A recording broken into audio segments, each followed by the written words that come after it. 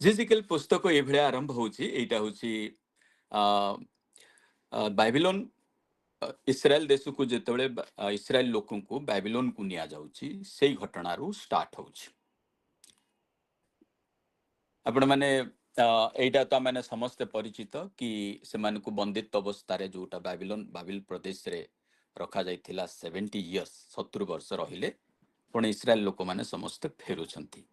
किंतु एई जो स्टोरी बा जिजिकलंकर वाक्यटा होची बाइबिल को जीवा लोक मानकर भितरु जणे एमती कहवा गले जिजिकल भी जणे जहाकू बंदित अवस्था रे निया जाइथिला।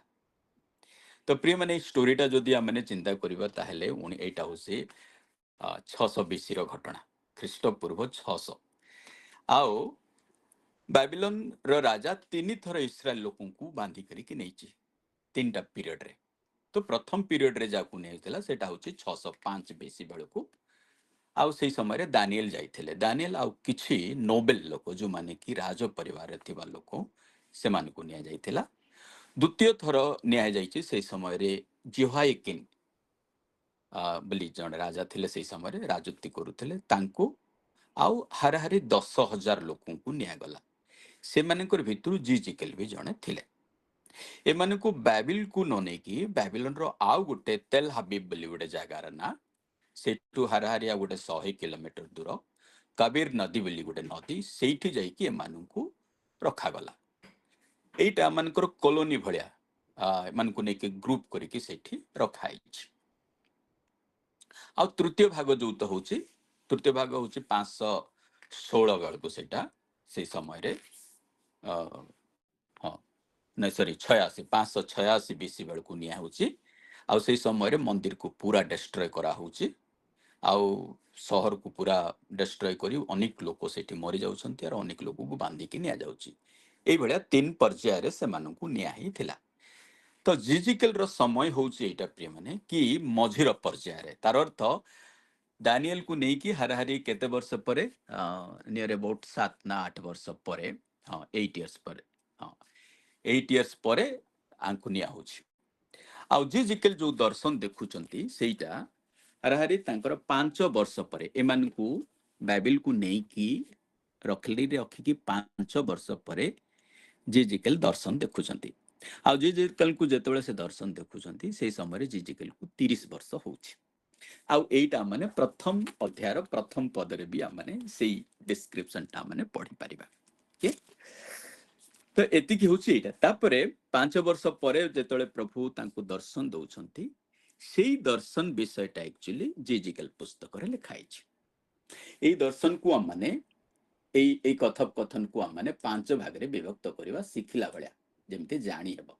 सिंपल आउटलाइन होची एटा 1 रु 3 अध्याय पर्यंत हमें देखिबा एठी जिजिकल दर्शन देखुचंती परमेश्वरंकर गौरव को देखुचंती आउ तांको आह्वान भी 1 रु 3 अध्याय भितरे अछि।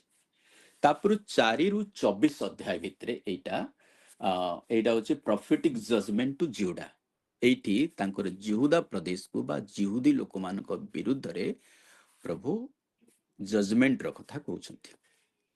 तापर 25 रु 32 अध्याय पर्यंत देखिबे सेटा पड़ोसी देश मानकर भितरे बा इस्राएल रो जेति कि पड़ोसी देश बा अन्य देश विरुद्ध रे भी जजमेंट अछि। आउ 33 रु 39 भितरे आपण देखिबे एठी परमेश्वर प्रतिज्ञा करूछंती आउ थरे से मान को फेरेइबे आउ से मान को पुनर्स्थापन करबे जेरूशलेम रे। आउ लास्ट भागटा जदि हमें देखिबा सेठी कि एठी जिजिकल गोटे नुआ मंदिर रो टेंपल न्यू टेंपल रो गोटे दर्शन देखुचंती जो टेंपल रे आउ थरे प्रभुंकर गौरव आउ तांकर पराक्रम देखा जिवो। प्रिय माने जिजिकल रो स्टोरीटा को आमने जेतेले ए भेला भाबरे एटा संक्षिप्त पर कहली किंतु आमने एइटा बुझिबा तार स्टोरीटा कि लोकन को जेतेबेले नै रखा जाउछि अधा लोक शहर रे अछंती अधा लोक को बाबिलोन रे रखाइछि नदी कूल रे मानकू कैंप करी के रखाइछि आ 5 वर्ष बीती गला सेही समय रे समस्त महा दुख अपमान यंग पुओ गुडा के झियो मान को भी निया हिछि सेठी आउ जिजिकल सेही समय रे 30 वर्ष थिले से 5 वर्ष पर तार अर्थ तांको 25 वर्ष भितर निया हिची जिजिकल रो तांको व्यक्तिगत बैकग्राउंड होउची से जने प्रीस्ट रो पुओ आउ नेक्स्ट से मंदिर रे प्रीस्ट ही थांते सी तो से पई से प्रीस्ट हेबा निमंते से निजरो प्रस्तुत भी करूथिले एई भलिया समय रे तांको निया जाउची आउ से माने समस्ते सेई जगह रे महा दुख अपमान रे अछंती लोकंकर चिंताधारा बा से समय लोक मानकर भावना थिला कि परमेश्वर आम मान को छाड़ी देले परमेश्वर आम मान को परित्याग कले से प्रभु प्रति किछि लोकंकर विद्रोषना भी अच्छी किछि लोक तिक्तता भी अच्छी किछि लोक निजर भूल को तो मानिबेनी किंतु किछि लोक ब्लेम करूछंती लीडरशिप को राजा को भूल करूछंती लीडरशिप को भूल माने साब्यस्त करूछंती एई बेला समय रे ए 5 वर्ष बीती गला परे परमेश्वर दर्शन देकी जिजिकल को सहित कथा होचंती बा जिजिकल को माध्यम रे लोकन को कथा होचंती आसंतु गोटे गोटे पद करिकि माने एठु देखिबा आज मु आपन को कहबी जदि हो संभव होची ताहले 3 अध्याय कंप्लीट करिबा प्रथम भागटा 3 अध्याय कंप्लीट करिबा देखिबे जिजिकल रो प्रथम पद रे जदि देखिबे एठी प्रथम भाग रे ही कि एट लेखा होची कोन ना जिजिकल गोटे जगह रे बसचंती आ सेही समय रे परमेश्वरंकर दर्शन देखुचंती आउ ए दर्शन को टिके पढ़िबा आकु टिके संक्षिप्त परे आने पढ़ी की टिके बुझिबा तेबे जे कि आर प्रभुंकर गौरवर विषयटा को भी एठी हम अनुभव करिबा ओके 30 वर्षर चतुर्थ मासर पंचम दिन रे कबार नदी कूल रे बंदी मानक मध्य मुथिबा समय रे स्वर्ग मुक्त हैला तहिरे मु ऐश्वर्य दर्शन पाइली राजा जिह्वाइकिन बंदी हेबार पंचम वर्षर सेही मासर पंचम दिन रे कल्दियन मानक देश रे कबार नदी कूल रे बुसीर पुत्र जिजिकेल जाजकंक निकटरे सदाप्रभुंकर वाक्य उपस्थित हैला पुणी सेठारे सदाप्रभुंकर हस्त ताहांको उपरे थिला अनंतर मु दृष्टि कली आउ देख उत्तर दिगरु घूर्णिवाय बृहत्त मेघ और जाजल्यमान अग्नि आसिला आउ ताहा चतुर्दिगरे तेज और तैर मध्य स्थान अग्निर मध्यवर्ती उत्तप्त धातुर न्याय भ्रात थिला पुणी तई मध्य जीवित प्राणी चारि मूर्ति प्रकाश पाई सेमानंकर आकृति एई प्रकार यथा सेमानंकर रूप मनुष्य परी आउ प्रत्येकर चारि चारि मुख और प्रत्येकंकर चारि चारि पक्ष थिला सेमानंकर पाद सड़क आउ सेमानंकर पादर तळिपाद गोवत्सर तळिपाद तुल्य थिला आउ सेमाने परिष्कृत पितल परी झटकिले आउ सेमानंकर चतुर्दिगर पक्ष तळे मनुष्यर हस्त तुल्य हस्त थिला पुणी सेई चारि प्राणींकर मुख सेमानंकर पक्ष एई प्रकार थिला यथा तळकु लेखा होछि प्रिय माने हमने एठी गोटे गोटे पद को संक्षिप्त परे बुझिबा यार ए विजन रो अर्थ कोन आउ से दिन जिजिकेल को प्रभु कोन कहिबा पई चाहुथिले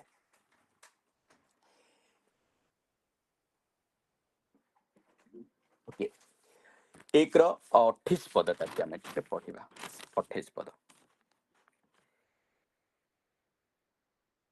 पृष्टि दिन रे मेघरे धनुर जेपरी अभा सेपरी से चतुर्दिगस्तर तेज थिला एहा सदा प्रभुंकर प्रतापर मूर्तिर आभा पुणी मु ताहा देखि मोह माड़ी पड़िली तहिरे मु वाक्यवादी एई व्यक्तिंकर रब शुणिली प्रिय माने एठी हमें देखिबा कि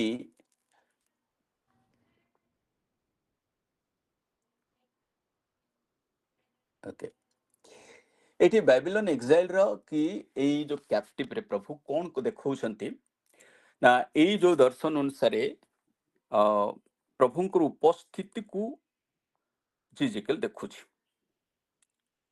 आउ से समय से आश्चर्यित होछि कि एइटा कोन एई भलिया मूर्ति आ एई भलिया गौरवटा तो मु जेरूसलाम रे देखुथिली जेरूसलाम रो मंदिर रे थिबा कथा ये विदेश रे काहे कि अछि एटा बा विदेश रे कोन पय अछि तो एइटा से देखि से दिन से ताजुब होछंती बा आश्चर्य होछंती एठी रुआ माने बुझिबा एठी विभिन्न प्रकार कोन ना मु दृष्टि कली आ देख उत्तर दिगरु घूर्णिवाय बृहत्त मेघ और जाजल्यमान अग्नि आसिला ए घूर्णिवाय बृहत्त मेघ ए मेघर सिम्पटम टा हमें देखुछु कि ଯାତ୍ରା ପୁସ୍ତକରେ ପ୍ରଭୁଙ୍କର ଉପସ୍ଥିତକୁ ମଶାଙ୍କ ସମୟରେ ଯେମିତି ଲୋକ ଅନୁଭବ କରୁଥିଲେ କି ଜିଜିକେଲ ସେଇ ଦିନ ସେଇଟାକୁ ସେ ଅନୁଭବ କରୁଛି। ହେଇପାରେ ଜିଜିକଲ ଏଇ କାହାଣୀ ଶୁଣିଥିବ କିନ୍ତୁ ଏବେ ସିଏ ଦେଖିପାରୁଛି ଯେ ପ୍ରଭୁଙ୍କର ଉପସ୍ଥିତିକୁ କେମିତି ଅନୁଭବ କରିବା କଥା। ତ ସେଇଠି ପ୍ରଭୁଙ୍କର ଉପସ୍ଥିତିକୁ ସେ ଦେଖୁଛି। ଆଉ ତାହାର ଚତୁର୍ଦିଗର ତେଜ ଓ ତହିଁର ମଧ୍ୟସ୍ଥାନରେ ଅଗ୍ନିର ମଧ୍ୟବର୍ତ୍ତ ଉତ୍ତପ୍ତ ଧାତୁ ନ୍ୟାୟ ପ୍ରଭା ଥିଲା। ପୁଣି ତହିଁ ମଧ୍ୟରୁ ଜୀବିତ ଚାରି ପ୍ରାଣୀ ମୂର୍ତ୍ତି ପ୍ରକାଶ ପାଇଲେ। ଆଉ ସେମାନଙ୍କର ଆକୃତି ଏହି ପ୍ରକାର ଯଥା ସମସ୍ତଙ୍କ ରୂପ ମନୁଷ୍ୟ ପରି ଥିଲା। ଆଉ ପ୍ରତ୍ୟେକର ଚାରି ଚାରି ମୁଖ ଓ ପ୍ରତ୍ୟେକଙ୍କର ଚାରି ଚାରି ପକ୍ଷ ଥିଲା।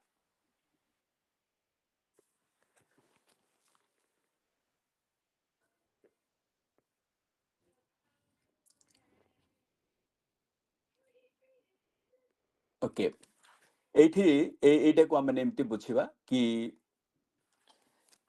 ଜିଜିକେଲକୁ ଏଇଟା କୁହାଯାଉଛି। ପ୍ରଭୁ କହୁଛନ୍ତି କି ପ୍ରଭୁଙ୍କର ଉପସ୍ଥିତି ଯେ କେବଳ ମନ୍ଦିର ଭିତରେ ନୁହଁ କିମ୍ବା ଜେରୁସାଲାମରେ ଚାରିପାର୍ଶ୍ୱରେ ନୁହଁ, ଯେ ଈଶ୍ୱର କେବଳ ଯେ ଜେରୁସାଲାମ ଭିତରେ ସୀମିତ ନୁହଁ କି ଇସ୍ରାଏଲ ଦେଶର ହିଁ ପରମେଶ୍ୱର ନୁହଁ, ପରମେଶ୍ୱର ହଉଛନ୍ତି ଇଭିନ୍ ଶତ୍ରୁ ଦେଶରେ ବି ତାଙ୍କର ମାନ୍ୟତା ଆଉ ମହତ୍ଵ ଅଛି।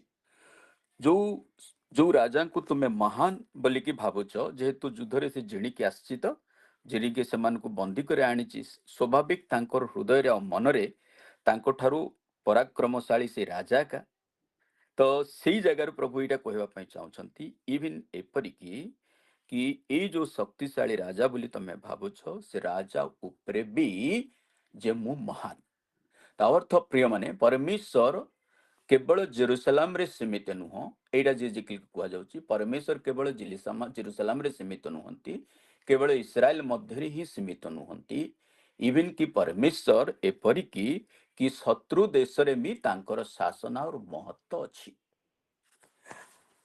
ଆଉ ଏଇଠି ଯୋଉ ଚାରି ମୁଖ ଦେଖାଯାଉଛି, ଚାରି ମୁଖର ଚାରି ପ୍ରକାର ମାନେ ବୁଝିବା କି ଆଉ ତାଙ୍କର ଚାରି ପକ୍ଷଟା ବି ସେମାନଙ୍କର ଥିଲା। ସେମାନଙ୍କର ଚାରି ମୁଖଟା ହଉଛି କଣ? ଗୋଟେ ହଉଛି ସେମାନଙ୍କର ମୁଖ ଆକୃତି ରୂପ ଥିଲା, ଯଥା ସେମାନେ ଗୋଟିଏ ମନୁଷ୍ୟର ମୁଖ ଥିଲା, ସେଟାକୁ ୱିଜଡମ କୁହାଯାଏ। ଦ ମେନ୍ ଫେସ୍ଟାକୁ ୱିଜଡମକୁ ବୁଝିବା। ଆଉ ଦକ୍ଷିଣ ଦିଗରେ ସେ ଚାରି ପ୍ରାଣୀର ସିଂହ ମୁଖ ଥିଲା, ତା ଅର୍ଥ ବଳବାନ, ସିଂହକୁ ବଳବାନ ଲାୟନ ପରାକ୍ରମୀକି ବୁଝାଯାଏ। ଆଉ ବାମ ଦିଗର ଚାରି ପ୍ରାଣୀର ଗରୁର ମୁଖ ଥିଲା ବା ବଳଦର ମୁଖ, ସେକୁ ଆମେ ଷ୍ଟ୍ରେଂଥ ବୋଲିକି ବୁଝିବା। ଆଉ ସେ ଚାରି ପ୍ରାଣୀ ମଧ୍ୟରେ ଉତ୍କୃଷ୍ଟ ପକ୍ଷୀର ମୁଖ୍ୟ ଥିଲା, ତା ଅର୍ଥ ସେଇଟାକୁ ଆମମାନେ ପରାକ୍ରମୀ ବା ଗୋଟେ ଜାଗାରୁ ଆଉ ଗୋଟେ ଜାଗାକୁ ସେ ମୁଭ କରିପାରିବାର ବି ତାକୁ ଆମମାନେ ବୁଝିବା। ଆଉ ପ୍ରତ୍ୟେକ ସିଂହାସନରେ ଦେଖିବା ତ ହ୍ୱିଲ୍ସ ସହିତ ହ୍ୱିଲ୍ସ ଲାଗିଛି ବା ଚକ ଉପରେ ଆଉ ଗୋଟେ ଚକ ଲାଗୁଛି, ଆଉ ପ୍ରତ୍ୟେକ ଚକରେ ଚକ୍ଷୁ ଲାଗିଛି। ତାର ଅର୍ଥ କି ଏଇଟା ଅବାଉଟ ଟୁ ମୁଭ, ଯୁଆଡେ ଡିରେକ୍ସନ ଚାହିଁବେ ସେଇଆଡେ ମୁଭ ହେଇପାରିବ। ଆଉ ପରମେଶ୍ୱରଙ୍କର ଦୃଷ୍ଟିରେ କୌଣସି ବିଷୟ ବି ଲୁକାୟିତ ରହିବନି, ସବୁ ସେ ଦେଖିପାରନ୍ତି। ଏତିକି ଆର ଇଣ୍ଟରପ୍ରିଟେସନଟାକୁ ଆମେ ଏମିତି ବୁଝିବା। ତ ଏଇଠି ମୁଁ ଏଇଟା କହିବା ପାଇଁ ଚାହୁଁଛି କି ଜିଜିକେଲକୁ ପ୍ରଭୁ ଏଇଟା କହିବା ପାଇଁ ଚାହୁଁଛନ୍ତି କି ଜିଜିକେଲ, ଯୋଉ ପରମେଶ୍ୱରକୁ ତମେ ସେବା କରୁଥିଲ, ସେଇ ପରମେଶ୍ୱର କେବଳ ସେଇ ଜାଗାରେ ଯେ ଶକ୍ତିଶାଳୀ ତାହା ନୁହଁ, ସେଇ ପରମେଶ୍ୱର ଏଠି ମଧ୍ୟ ବିଦେଶରେ ବି ଶକ୍ତିଶାଳୀ। ସେଇ ପରମେଶ୍ୱର ଗୋଟେ ଜାଗାରେ ସୀମିତ ନୁହନ୍ତି, ସେ ମୁଭ କରନ୍ତି, ଭିନ୍ନ ଭିନ୍ନ ସ୍ଥାନକୁ ବି ଯାଆନ୍ତି। ଯୋଉ ପରମେଶ୍ୱର ଯେ ଗୋଟାଏ ଦେଶର ପରମେଶ୍ୱର ନୁହଁ, ଏ ହଉଛନ୍ତି ବିଶ୍ୱର ସାରା ପୃଥିବୀର ପରମେଶ୍ୱର। ଆଉ ସମସ୍ତ ରାଜା ମୋର ଅଧୀନ, ଅର୍ଥାତ୍ ପରମେଶ୍ୱର ନିଜେ କହିବା ପାଇଁ ଚାହାନ୍ତି କି ମୋର ଅଧୀନରେ ସେମାନେ ଶାସିତ ହୁଅନ୍ତି। ସେଇଥିପାଇଁ ରାଜା ଏଠି ଶକ୍ତିଶାଳୀ ନୁହଁ, ଇଭିନ୍ ସେ ଶକ୍ତିଶାଳୀ ରାଜା ବି ମୋର ଅଧୀନସ୍ଥରେ ଅଛି। ପ୍ରିୟମାନେ, ଏଇ ଯୋଉ ବାକ୍ୟ ମୁଁ ଯେତେବେଳେ ପଢିଲି ଆଉ ମୁଁ କିଛି ବାକ୍ୟ ବି ଶୁଣିଲି, ସେତେବେଳେ ମୋ ମନକୁ ଏଇଟା ପ୍ରଭୁ ଆଶ୍ୱାସନା ଦେଲେ କି କହୁଛନ୍ତି କି ବେଳେ ବେଳେ ଆମମାନେ ବି ଏଇଭଳିଆ ପରିସ୍ଥିତିରେ ରହୁ କି ଆମମାନେ ଏଇଠି ଦେଖୁଛୁ ଲୋକଙ୍କୁ ଯଦି ଆମ ସହିତ ତୁଳନା କରିବା, ଘର ଦ୍ୱାର ଛାଡିଛନ୍ତି, ନିଜର ଲୋକ ମରିଯାଇଛନ୍ତି ଯୁଦ୍ଧରେ ଜିଣିଲା ପରେ, ଯୁଦ୍ଧ ହାରିକି ଆସିଲା ପରେ ସମସ୍ତେ ନିଜର ଯେତିକି ବି ସମ୍ପତ୍ତି ଥିଲା ସବୁ ନଷ୍ଟ କରିଛନ୍ତି। ଆଉ ଏଇଭଳିଆ ସମୟରେ ପ୍ରଭୁ ତାଙ୍କୁ ଦେଖାଦେଇ କହୁଛନ୍ତି କି ଯଦିଓ ସବୁ ତମେ ହରେଇଛ, ତଥାପି ମୁଁ ତୁମ ସାଙ୍ଗରେ ଅଛି। जदिओ तुमे निजकू दुर्बल बोली भावुच तथापि मु तुम संगे अच्छी आ तुमरी दुर्बल जगार मु निजकू सबल बोलिकी देखुअछि। परमेश्वर एटा भी कहवाई चाहते कि तुम जुआड़े जीव मु सियाड़े जीवी। जे मोर स्थान केवल मंदिर नुह, मोर स्थान तुम मानक मध्य भी। प्रिय भाई भणी मैंने बेले बेले आम परमेश्वर को भी आम सीमित स्थान रे रखू। आम भी परमेश्वर को बेले बेले आम व्यक्तिगत जीवन सहित आम मत कि प्रभु जानती कि मत कि प्रभु बुझीपारती कि ये जगह कौन प्रभु उपस्थित कौन देखा कि आम माइंड रे ये आसो किंतु यहाँ मन रखा जमानकर परमेश्वर आम जो आम परमेश्वर भी से स्थान थे। आम जो भाया परिस्थिति थिले भी आम परमेश्वर आम को पासरे भी ना। देखो जो परमेश्वर आम मानकर संगे संगे जीवा परमेश्वर ता अर्थ सब समय संगे संगे रहिबा परमेश्वर। आउ एटा को जदि देखिबा कि परमेश्वर मंदिर को परित्याग करी अपना लोकों को निकट रे ता अर्थ प्रिय माने आम मानकर नूतन नियम रे जेमति पौल लिखुचंती कि आम मन को हृदय होछि तांकर मंदिर। ता अर्थ मंदिर कोनोसी बड़ जगह नुह जो जगह ही परमेश्वर रहंती ताहा नुह। परमेश्वर आम मानकर हृदय रे आम मानकर मंदिर रहंती, आम मानकर परिवार रे रहंती। केवल सेतिकी नुह आम मानकर प्रत्येक अवस्था को से देखि पारंती। बेले बेले आम एटा भाबु कि प्रभु मते तो किए देखु नांती, मते किए जानु नांती नो। आमने अनेक थर प्रार्थना कला पर भी बेले बेले ए आश्वासना पाउनु जे प्रभु मते देखंती बोलिकी। किंतु प्रिय माने परमेश्वरंकर चक्षु सर्वत्र सर्वत्र निरीक्षण करे आ अपना लोक माननकु से देखिबा पय मनस्थ करंती आ चाहंती आ देखंती भी। आ एई कंटेस्ट रे कहि हेबो कि मसा को जेमति प्रभु कहिले कि आम्भे तुम लोक माननकर दुर्दशा देखियोछु, तांकर क्रंदन सुनियोछु, आ तांकर अश्रु भी देखियोछु, आ तांकर मनर मर्म भी बुझिछु। प्रिय माने परमेश्वर आम मानकर हृदयर वेदना को भी बुझिबा परमेश्वर, आमनकर परिस्थिति को भी देखिबा परमेश्वर, आमनकर अवस्था को भी से अनुभव करिबा परमेश्वर। आउ सेई प्रभु एटी जिजिकल को एई दर्शन देबा पय चाहउछंती कि तू एइडा कह बा तमे एइडा कह मो सपक्षरे काहाकू ना सेई लोक मानकू कह से माने ए लोक होची कि से विद्रोही वंश। आपण जदि पढिबे द्वितीय अध्याय को जतल जिवे कि से विद्रोही वंश को भी तमे कह। कारण विद्रोही वंश बोली कहीं कुआउची ना बारंबार आमाने एते माध्यम रे तांकर जत्न तत्न नेला परे भी से माने आमान को परित्याग करिसंती। तो प्रिय माने आमे तळकू भाग आस्ते आस्ते पढ़िबा कि जेरूशलेम को कहीं की बा यहूदी लोक मान को कहीं की बाबिलोन रो हस्त रे प्रभु समर्पण कले। आपण जदि 2 अध्याय रु तळकू पढ़िबे ताहेले सेठी हम देखा जाउछु कि इस्राएल परमेश्वरंकर विरुद्ध रे पाप करछंती। इस्राएल अर्थात समस्ते एठी लीडरशिप भी फेल्युअर जेहेतु प्रभु को विरुद्ध रे कार्य करछंती, याजक माने भी फेल्युअर जेहेतु परमेश्वर व्यतीत अन्य देवतार पूजा करछंती। हाँ आपण तळक पढ़िबे जेतेबेले हम 8 अध्याय को जिबा सेतेबेले देखिबा मंदिर भितर आउ गोटे कबाट खोलला परे देखिबे सेठी विभिन्न पशु पक्षी मनुष्यर आकृति करा जाउछि आउ सेठी लोक उपासना करूछंती। स्त्री माने बाहरे थाई कि तुमन पई आउ गोटे देवता पई क्रंदन करूछंती। से माने मंदिर को पछ करिकि सूर्य देवता आड़े अनेकी से माने पूजा करूछंती। तो गुड़ाए जो पाप ईश्वर को विरुद्ध रे जिहुदी बा जेरूशलेम रे होउतिला बा इस्राएल रो सो कॉल्ड इस्राएल रे होउतिला सेत पई परमेश्वर एई शहर को बा जेरूशलेम को यहूदा प्रदेश को बाबिलोन हस्त रे समर्पण करिबा पई बहु आगुरु से मानकु वार्निंग दिया जाउतिला। कारण सेतिक नो से माने लोकन को प्रति अन्याय भी करथिले, सोशल इनजस्टिस थिला। तो एइटा को जदि आपण जदि मिखा 6 रो 8 अध्याय पढ़िबे सेई समय रो प्रॉफिट से जिसाय भविष्यत वक्ता को पढ़िबे से भविष्यत वक्ता मध्य एई बाबिलोन रो एक्साइल बा ए बंदित्व अवस्थार जीवा विषय से घोषणा करथिले। जेरेमिया भी आ ऊपर घोषणा करूछंती जे बाबिलोन शत्रुंकर हस्तरे इस्राएल को निया जीव बोली। तो ये सब वार्निंग परे परे भी प्रभु को लोक माने ता अर्थ यहूदी लोक माने सेठीर लीडरशिप सेठीर याजक आउ इवन कॉमन लोक माने भी परमेश्वर को प्रति न फेरिबारु एई दुर्दशा समस्त प्रति अछि। ଏଇଠି ଏଇଟା ବି ଆମେ ଜାଣିବା ପ୍ରିୟ ମାନେ କି ପ୍ରତ୍ୟେକ ଲୋକଙ୍କ ପାପ କରିବାର ତାଙ୍କର ରେସ୍ପନ୍ସିବିଲିଟି, ଯେ ଯିଏ ପାପ କରିବ ସେଇ ଫଳ ସିଏ ଭୋଗ କରିବ।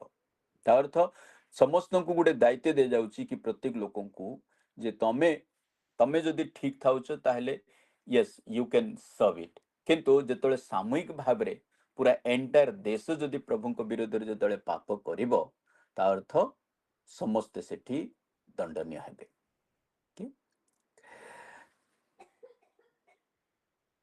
ଆମେ ଯେତେବେଳେ 2 ଅଧ୍ୟାୟକୁ ଦେଖିବା, 2 ଆଉ 3 ଅଧ୍ୟାୟରେ ଏଠି ଲେଖା ହଉଛି କି କଣ ନା God call the ordinary people for extra ordinary mission. ଏଇଠି ପରମେଶ୍ୱର ଜିଜିକେଲ କୁ ଆହ୍ୱାନ କରୁଛନ୍ତି ଏଇ ଦର୍ଶନ ପରେ, ଆଉ ତାଙ୍କୁ ୱାଚମ୍ୟାନ ବା ସେଠି ପ୍ରହରୀ ସ୍ୱରୂପ ନିଯୁକ୍ତି କରୁଛନ୍ତି। ତା ଅର୍ଥ ପରମେଶ୍ୱରଙ୍କର ବିହାଫରେ, ପରମେଶ୍ୱରଙ୍କର ସପକ୍ଷରେ ଲୋକଙ୍କୁ କୁହାଯିବ। କୋଉ ଲୋକକୁ ନା ଏ ବିଦ୍ରୋହୀ ବଂଶକୁ। ତା ଅର୍ଥ ପ୍ରଭୁଙ୍କୁ ନ ମାନିବାର ହୃଦୟ ମତ ପ୍ରଭୁଙ୍କୁ ବିରୁଦ୍ଧାଚରଣ କରିବା ଲୋକମାନଙ୍କ ପାଖରେ ବି ଏ ବାକ୍ୟ କୁହାଯିବ। କାହିଁକି ସ୍ୱାଭାବିକ ଭାବରେ ସମସ୍ତଙ୍କ ମନରେ ଏଇଟା ଥିଲା କି ପ୍ରଭୁ ଯେ ମହାନ, ଆଉ ସେ ଆମମାନଙ୍କୁ ଉଦ୍ଧାର କରିବେ, ଆମମାନଙ୍କୁ ସାମର୍ଥ୍ୟରେ ଆମମାନଙ୍କୁ ସୁରକ୍ଷା କରିବେ। ଏଇଟା ଯେତେବେଳେ ଆମେ ଭାବିଥାଉ, ଆମ ପ୍ରତି ଯେତେବେଳେ ଅଘଟଣା ଘଟିବ, ଇମିଡିଏଟଲି ଆମମାନଙ୍କର ହାର୍ଟ ଓ ମାଇଣ୍ଡ ସ୍ୱାଭାବିକ ମାନେ ଈଶ୍ୱରକୁ ଦାୟୀ କରିବା ପାଇଁ। ଉମରକୋଟରେ ଗୋଟେ ଘରକୁ ଗଲି ମୁଁ ପ୍ରେୟାର କରିବା ପାଇଁ, ନୂଆରେ ଗଲାବେଳେ କେମିତି ଜଷ୍ଟ ପରିଚୟ ହେଲି। ତାଙ୍କ ଘରକୁ ପ୍ରେୟାର କରିବା ପାଇଁ ଗଲା ପରେ ସେମାନେ ଗୋଟେ ବାଇବଲ ବାହାର କଲେ। ବହୁତ ଦିନରୁ ସେ ବାଇବଲ ବୋଧେ ରଖିଥିଲେ, ଧୂଳି ଧୂଳା ହେଇଥିଲେ। କିଛି ପଢାପଢି ବାଇବଲ ପଢିବାଟା କିମ୍ବା ପ୍ରାର୍ଥନା କରିବାଟା ବୋଧେ ପରିବାରରେ ଏତେ ଅଭ୍ୟାସଗତ ଭାବରେ ନଥିଲା ବୋଧେ। ମୁଁ ଯେତେବେଳେ ଗଲି ଦେଖିଲି ତାଙ୍କର, ଆଉ ତାଙ୍କୁ ଯେତେବେଳେ ପଚାରିଲେ ଭଲ ଅଛ କି ମା, ବୋଲେ କି ଭଲ ବେଟା ପୁଅ, ଆମେ ତ ଏମିତି ଅବସ୍ଥାରେ ଅଛୁ ବୋଲି ତାଙ୍କୁ ପୁରା କାହାଣୀ କହୁଛନ୍ତି। ଆଉ ତାଙ୍କର ପରିବାର ଆକ୍ଚୁଆଲି ତାଙ୍କର ଗ୍ରାଣ୍ଡ ଫାଦର, ସେ ପିଲାମାନଙ୍କର ଗ୍ରାଣ୍ଡ ଫାଦର ଅର୍ଥାତ୍ ସେ ମା ଯୋଉ କହୁଥିଲେ ତାଙ୍କର ଶ୍ୱଶୁର ପାଷ୍ଟର ବି ଥିଲେ। ତାଙ୍କ ହଜବେଣ୍ଡ ମଦ ପିଇ ପିଇକି ସିଏ ଚାଲିଗଲେ। ଘର ପୁରା ଓଜଡ଼ା ହେଇଛି, ପିଲାମାନେ କେହି ବି ଚର୍ଚ୍ଚ ଯାଉନାହାନ୍ତି କିମ୍ବା କୌଣସି ସୌଭାଗ୍ୟତାରେ ବଢୁନାହାନ୍ତି। ବିଭିନ୍ନ ପ୍ରକାର ସମସ୍ୟା ତାଙ୍କରେ। ସେ ପୁରା କାହାଣୀ ବହୁତ ଜିନିଷ କହିଲେ। ଆଉ କହିଲା ପରେ ଏଇଟା ଲାଷ୍ଟ ବି ଆଡ୍ କରୁଛନ୍ତି, ପ୍ରଭୁ ଥିଲେ ଆଉ ଏମିତି ହେଇଥାନ୍ତୁ କି ଆମେ ବୋଲି। ତ ବେଳେବେଳେ ଆମମାନଙ୍କର ସେଇ ୱାର୍ଡଟା ଆମମାନଙ୍କର ମୁହଁରୁ ଆସିଯାଏ ଯେତେବେଳେ ପରିସ୍ଥିତି ସେଇଭଳିଆ ହୁଏ, ଯେ ଆମମାନେ ଇମିଡିଏଟଲି ଆମମାନେ ପ୍ରଭୁଙ୍କୁ ଦାୟୀ କରିଦେଇଥାଉ ଆମମାନଙ୍କର ସମସ୍ୟା ପ୍ରୋବ୍ଲେମ। ମୁଁ ଭାବୁଛି ଇସ୍ରାଏଲ ଲୋକମାନେ ବି ଏଇଭଳିଆ ଅନେକ ଥର ସେମାନେ ବି କହିଛନ୍ତି ଭିନ୍ନ ଭିନ୍ନ ସ୍ତରରେ, ଯେ ଈଶ୍ୱର ଥିଲେ ଆମେ କଣ ଏମିତି ହେଇଥାନ୍ତୁ କି? ଓକେ, ଆପଣ ଯଦି ପଢିବେ ବିଚାରକର୍ତ୍ତା ପୁସ୍ତକର ଗିଦିୟନର ଭାଷା ବୁଝିବେ। ଦେଖୁନ, ଯଦି ପରମେଶ୍ୱର ଆମମାନେ ଶୁଣୁଥିଲୁ ଆମମାନଙ୍କର ପରମେଶ୍ୱର ଯେ ମହାନ, କିନ୍ତୁ ପରମେଶ୍ୱର ତ ଆମକୁ ପାଶୁରୁଛନ୍ତି। ଯଦି ପ୍ରଭୁ ଥାନ୍ତେ ବୋଲେ ଆମେ କଣ ବିଦେଶୀ ଲୋକଙ୍କ ହସ୍ତରେ ଥାନ୍ତୁ କି? ନ ଏଇ ଯୋଉ ଭାବନା ପ୍ରତ୍ୟେକ ମନୁଷ୍ୟର ଆମମାନେ ସମସ୍ୟା ଦେଇଗଲେ ସେଇଭଳିଆ ଭାବିବା। କିନ୍ତୁ ପ୍ରିୟମାନେ ଏଇଠି ପରମେଶ୍ୱର ଏଇଟା ଜଣାଇବା ପାଇଁ ଚାହାନ୍ତି, ଭୁଲ ଆମର, ଆମେ ଆମର ଭୁଲକୁ ଆମମାନେ ସ୍ୱୀକାର କରୁନୁ, ଆମମାନଙ୍କର ଭୁଲର କୁ ସମାଧାନ କରିବା ପାଇଁ ପ୍ରଭୁଙ୍କ ନିକଟରେ ଆମେ ଫେରୁନୁ କି ପଶ୍ଚାତାପ କରୁନୁ, ବରଂ ଆମେ ଆକ୍ଚୁଆଲି ଅନ୍ୟ ଉପରେ ଆମେ ଦୋଷାରୋପ କରୁ। ଆଉ ସେଇଟା ଟେଣ୍ଡେନ୍ସି ହେଇପାରେ, ପରିସ୍ଥିତିକୁ ନେଇ ହେଲେ କହୁ, କିମ୍ବା ଅଭ୍ୟାସଗତ ବାତ ହେଲେ କହୁ, ଅଭ୍ୟାସଗତ ଭାବରେ ହେଲେ କହୁ, କିମ୍ବା ନ ଜାଣିକି ବି କହୁ, ଏଇଭଳିଆ ଭାବରେ ବି ହୁଏ। ବଟ୍ ଏଇଠି ପରମେଶ୍ୱର ସେଇଭଳିଆ ହୃଦୟ ଲୋକ ବା ସେଇଭଳିଆ ମନକୁ ପ୍ରଭୁ ଆଉ ଥରେ କହିବା ପାଇଁ ଚାହୁଁଛନ୍ତି ଜିଜିକେଲଙ୍କ ଦ୍ୱାରା, କି ତୁମେ ଏମାନଙ୍କ ଉପରେ କଣ ରହିବ ନା ଏମାନଙ୍କ ଉପରେ ତୁମେ ୱାଚମ୍ୟାନ ଭଳିଆ ହେଇକି ରହିବ। ତା ଅର୍ଥ ଏମାନଙ୍କ ପ୍ରତି ତୁମେ ଦେଖିବ। 3:17 ପଦ ଯଦି ଆପଣ ପଢିବେ, ବାହାର କରିବା 3:17 ପଦ। ମୁଁ ଓକେ, हे मनुष्य संतान, आम्भे इस्राएल वंश प्रति तुमको प्रहरी करी नियुक्ति करिअछु। एहेतु आम्भ मुखर कथा शुण ओ आम्भ नाम सेमानंकु चेतना दियो। प्रिय माने आजिर प्रहरी किए? आम माने सेवक माने, सेविका माने, प्रभुंकर सेवक सेविका। एइटा नुह जे केवल पास्टर भाव रे अपॉइंटमेंट हेबा लोक ही नुह, केवल से नुहंती, आमे भी, आमे जेतिक लोक न्यू टेस्टामेंट रे हमको कमिशन केवल पास्टर को नुह कि अपोस्टल को नुह, ए ग्रेट कमिशन आमे समस्त को दिया जाइछि। ता अर्थ मु मोर प्रियजन को मोर रिलेटिव को मोर संपर्क लोक को मु चेतना देवी और प्रभु को वाक्य कहबी एठी आम को समस्त को प्रिस्ट हाई प्रिस्ट सहित भी तुलना करा जाउछि सेठी ये जो प्रहरी पद जेतेबेले जिजिकल को दिया जाउछि तांकर कॉन्टेक्स्ट रे जा जिजिकल तमे तमे जहा मोठु सुनिबो सेटा एई लोक मानकु कहइबो जो लोक माने बंदित अवस्था रे सेठी थिले तो जिजिकल रे दायित्व होउछि सेटा कि प्रभु जहा से मानकु जणेबे प्रभु जनइला तो सेटा को से माने प्रकाश करिवे प्रिय माने आम क्षेत्र रे कोन ना आमे जहा सुनिबा जानिबा आमे भी आमर प्रिय लोक मानकु अलर्ट करिबा देखंतु एठी सचेतन कथा कुआ जाउछि हे मनुष्य पुत्र संतर आमे इस्राएल वंश प्रति तुमको प्रहरी करे नियुक्ति करियछु एतु आंभ मुखरु कथा सुनो ओ आंभ नामरे से मानंकु चेतना दियो दुईटा प्रिय माने आंभ मुखरु सुनो आउ चेतना दियो आमने प्रभुंक ठारू शुणिबा आ प्रभु आमनकु केमिति कहउचंती तद्रूपरे आमे अन्य मानकु चेतना देबा आ शुणिबा केमिति प्रिय माने वाक्य द्वारा शुणिबा केमिति प्रभुंकर वाक्य प्रचार करुथिबा लोकंक द्वारा भी प्रभु आमनको कथा कहंती प्रार्थना करुथिला भी प्रभु आमनको चेतना दियंती एंड मोर लेस प्रभुंकर वाक्य अनुसार सिखेबाटा आ माने सिखिबा आ अन्य को सिखेबा एटा को आ माने आजिर भाबरे एमिति सिखिबा इथे के तो it's spirituality and out business कोन लिखा होछि ना प्रथम रे कोन ना इजिकल को प्रीस्ट एक्साइल हिसाब रे एठी तांको मुखपात्र सदृश भाव रे प्रभु अपॉइंटमेंट करछंती द्वितीय प्रभुंकर वॉइस को सेटा सिखौछंती एठी तापरे परमेश्वर 3 अध्याय रे परमेश्वर तांको मुखर वाक्य को न कि वाक्य ग्रहण करछंती जिजिकल को गोटे वाक्य दिया जाउछि आ से वाक्य जिजिकल खाउछंती आ तांको मुख को सेटा मिठा भी लागुची तार तो स्क्रोल टू इट तापरे ताकू आत्मिक भाव रे प्रस्तुतिकरण करा जाउची एटे तीनटा जिनिस देखुछु गॉड्स वॉइस से सुनुची जिजिकल प्रभुंकर वाक्य को से ग्रहण करूची आओ आत्मिक भाव रे से निज को प्रस्तुत करूची प्रिय माने अमनकर जीवन रे भी एई तीनटा जिनिस रहू कि प्रभुंकर वॉइस हमने सुनिबा प्रभुंकर वॉइस सुनुछु बेले हमने बारी परिबा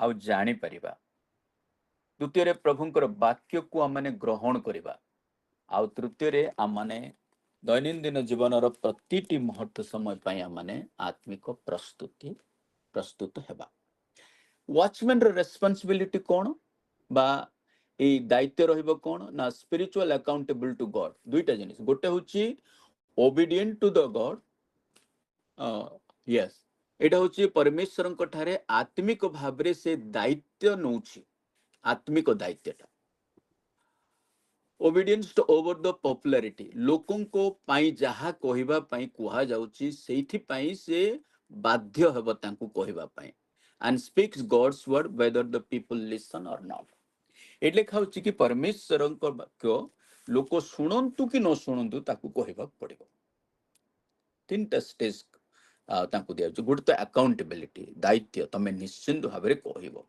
आ कहला परे आ माने लोक शुणु कि न शुणु ताकू कह आ परमेश्वर ठारे से दायी हेब कहले कि न कहले अर्थ न कहले से दायी हेब से आपण देखिए तौक आपण 8 अध्याय से लिखा हो कि तुम्हें कुह सॉरी गोटे मिनिट पुनर कौन से लोक जे आप हाँ ये तीन अध्याय 20 पदरे लिखा 19 पदर आम पढ़ा तथापि तुम्हें जब मनुष्य को चेतना दियो आउ से अपना दुष्टतारू अपना कुपथरु न फेरे से निज अधर्म रे मरिबो मात्र तुम्भे अपना प्राण रक्षा कल पुनर्बार कौनसी धार्मिक लोक जेबे अपना धर्मरु फेरी अधर्म करे ओ आंबे तार सम्मुख रे बाधा रखु तेबे से मरिबो तुम्भे ताहाकू चेतना न देबा सकाशु से अपना पापरे मरिबो ओ ताहार धर्म कर्म समूह स्मरण करा जीव नाही मात्र आंबे तुम्भ हस्तरु ताहार रक्तर प्रतिशोध नेबा अर्थ प्रिय माने आमने प्रभु जो वाक्य कहवा पय आमनकु दिया जाउची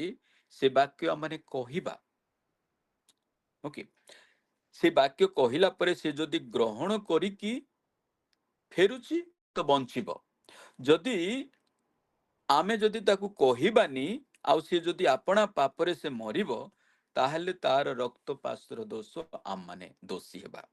18 पदर से लिखा है, तुम्हें निश्चय मरिब एई कथा जेबे आम्बे दुष्ट को कहू, सेतबेले तुम्भे जेबे ताहाकू चेतना न दियो किबा ताहार प्राण रक्षा निमंते चेतना देबा पई से दुष्ट लोक को ताहार कुपथर विषय रे किछि न कुह, तेबे से दुष्ट लोक आपणा अधर्मर मरिब, मात्र आम्भे तुम्भ हस्तरु तार रक्तर प्रतिशोध नेबा। तो देखंतु केडे बड़ अकाउंटेबिलिटी बा दायित्व आम मानकु दिया जाउछि, आउ जेजिकल को दिया जाउछि। दुष्ट को कहिबो तमे दुष्ट बोली की कहिबाकू पड़िबो, जेतेबेले पर्यंत से जदि न जानिबो ता भूल को, से भूल रु फेरी परिबनी बा अनुताप पश्चाताप करिबो।